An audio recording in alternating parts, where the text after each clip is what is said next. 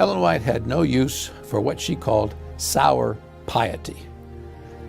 She didn't think that a long face properly represented the Adventist religion. She thought we should be the happiest people on earth. One time her granddaughter, her oldest granddaughter, Ella, was upset about something. And her grandmother said to her, "Ella May, if you could think of a person that had no money, no friends, and was dying of an incurable disease, yet the plan of salvation and the hope of a glorious future should keep that person singing from morning to night." Now, we all sometimes get discouraged, and we do have down days. And Ellen White tells us that when those kind of things happen, what's a very practical way to lift your spirits? Sing a hymn. She encourages us to sing a hymn if we have one of those down days, because, as I said, her view is she had no use for sour piety. We should be happy Seventh-day Adventists.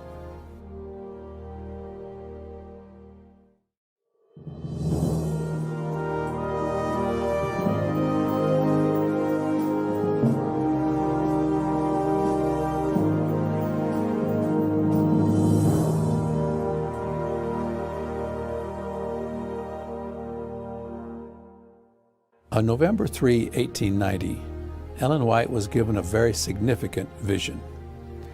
The place was Salamanca, New York. She had been there for a few days holding meetings, and either before she got there or while she was there, she came down with a very bad cold, or maybe it was the flu.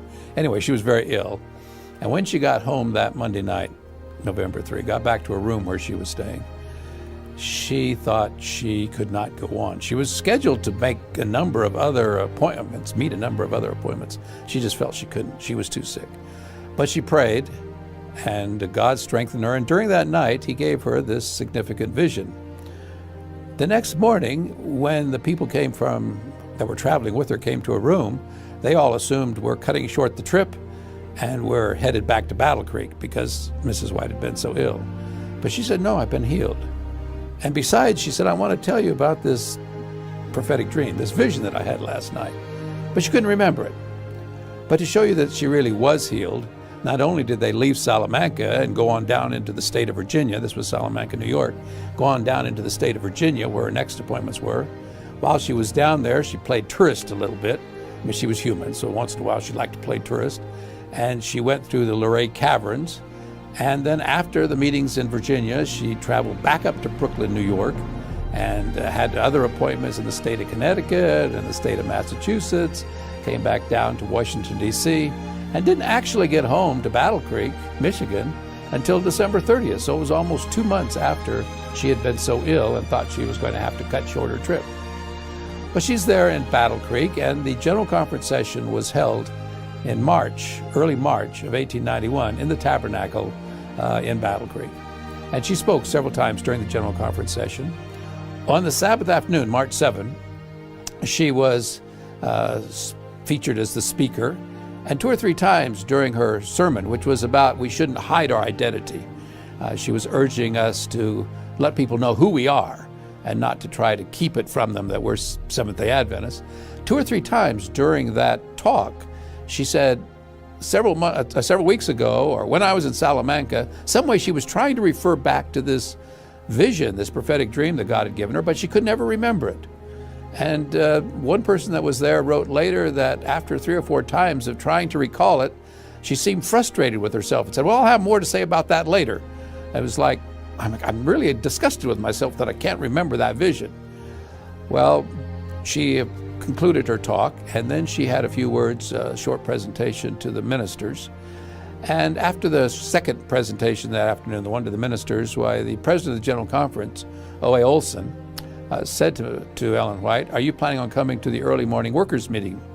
Now, early morning devotionals, early morning workers meetings really were early in those days. It was at 5:30 a.m.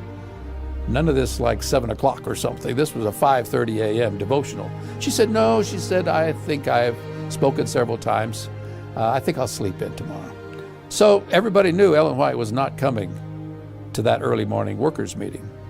Well, the next morning, her son, W.C. White, who had a house not about half a block or block from where his mother was staying, he was walking to the tabernacle and walked by the place where Mrs. White was staying. And he had a couple of ministers with him, and he noticed the light was on in his mother's room. And he thought, well, maybe mother's ill. I better go find out, check on her. So he went up, knocked on her door. There she was, all dressed, ready to go. She said the angel had awakened her about 3 that morning and that she should go to the meeting.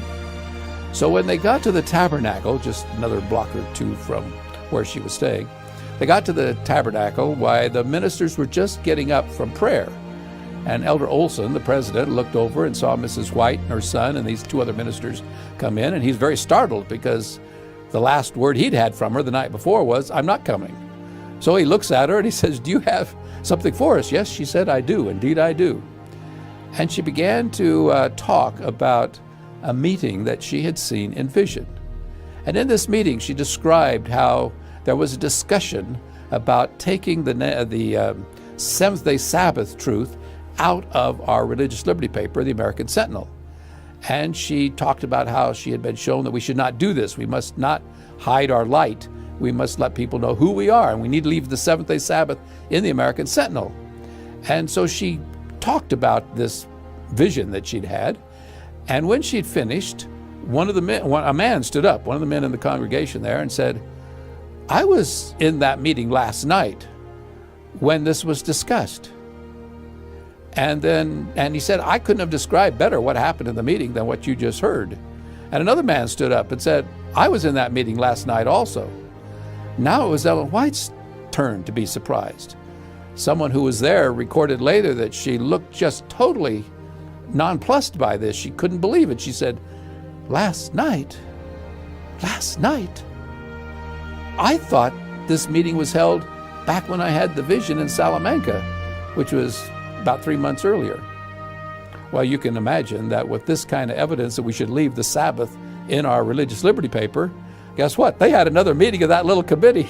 The Sabbath that had been voted out a few hours earlier was now voted back into the American Sentinel, and it remained in our religious liberty paper as a witness to the holiness of God's 4th commandment, the Seventh-day Sabbath.